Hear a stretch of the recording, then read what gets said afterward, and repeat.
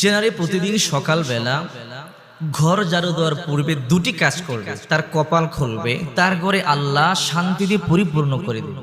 শুধু তাই নয়, নবীজি বলেন আল্লাহ তাআলা তাকে নিজ জিম্মায় নিয়ে নেবে, তার মনের আশাগুলো আল্লাহ তাআলা পূর্ণ করে দেবে। এই জন্য প্রত্যেকটা মা বোনের উচিত হলো সকালবেলা ঘর ঝাড়ু দেওয়ার পূর্বে দুটি কাজ করা। ঘর ঝাড়ু দেওয়ার কথা কেন আসলো? কারণ আমাদের দেশের নারীদের কাজ হলো সকালবেলা ঘুম থেকে জেগেই প্রথমে ঘর ঝাড়ু দেয়, ঘরকে সুন্দর করে পরিষ্কার করে পরিপাটি করে। প্রত্যেকটা মুমিন নারীর উচিত হলো ঘর ঝাড়ু দেওয়ার পূর্বে তার আর দুটি কাজ আছে। এর মধ্যে এক নম্বর কাজ হলো ফজরের 2 রাকাত সালাত আদায় করা। বিশ্বনবী মুহাম্মদুর রাসূলুল্লাহ সাল্লাল্লাহু আলাইহি ওয়াসাল্লাম বলেন, মুসলিম শরীফের 1379 নম্বর হাদিস, নবীজি বলেন যে ব্যক্তি ফজরের 2 রাকাত সালাত আদায় করলো ওই ব্যক্তি আল্লাহ